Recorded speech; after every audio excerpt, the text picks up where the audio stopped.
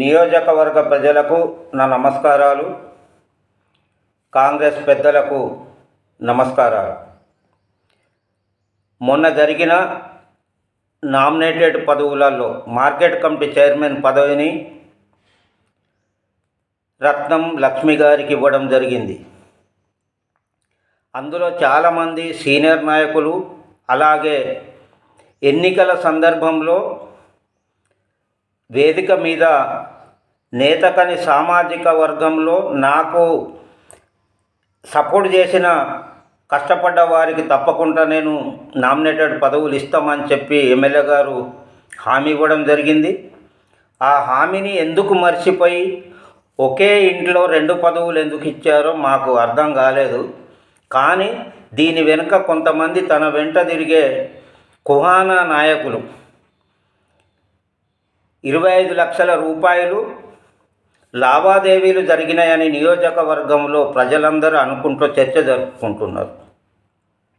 నిజంగానే మీరు ఎమ్మెల్యే గారు మొన్న ప్రెస్ మిత్రులతో ఒక మాట అన్నారు. మీకు డెమోక్రటిక్గా మాట్లాడాలా, అన్డెమోక్రటిక్గా మాట్లాడాలా అని ప్రశ్నించారు. ఓకే, హాట్స్ ఆఫ్ ఎమ్మెల్యే గారికి.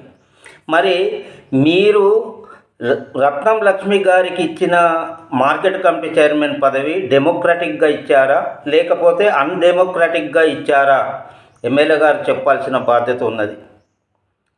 అలాగే రత్నం ప్రదీప్ గారు తన పేరును నేను ఎక్కడ ఉచ్చారించి మాట్లాడలేదు, కానీ తను నా పేరును ఉచ్చారిస్తూ ఒక పోస్ట్ పెట్టడం జరిగింది సోషల్ మీడియాలో.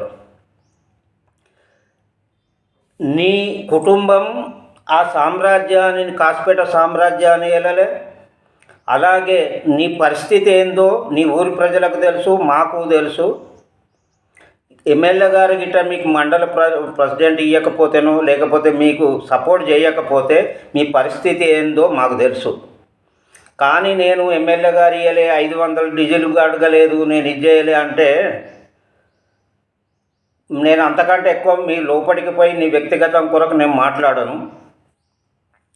మొన్న జరిగిన ఎన్నికల్లో నీ బలమేంటో అర్థమైంది. 22 గ్రామ పంచాయతీలలో 9 మంది సర్పంచులను మాత్రమే నువ్వు గెలిపించుకోగలిగినావు. 10 మంది సత్యపాల్ గ్రూప్ వాళ్ళు, 2 బీఆర్ఎస్ వాళ్ళు, 1 ఇండిపెండెంటు. ఈ వార్డులలో కూడా నీకు 3 వార్డులనే నీ వార్డు మెంబర్లను గెలిపించుకోగలిగినావు. నీ సొంత వార్డులో కూడా నువ్వు వార్డు మెంబర్ను గెలిపించుకోలే. నీ రాజకీయ చతురత ఎంతనో నాకు అర్థమైపోయింది. దీన్ని బట్టి నువ్వు కొత్త బిచ్చగాడివి, పొద్దెరుగుతలేవు.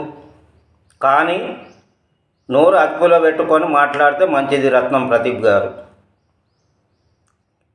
అదేవిధంగా నియోజకవర్గంలో 35 సంవత్సరాల తర్వాత కాంగ్రెస్ పార్టీ ఎమ్మెల్యే గారు గెలవడం జరిగింది.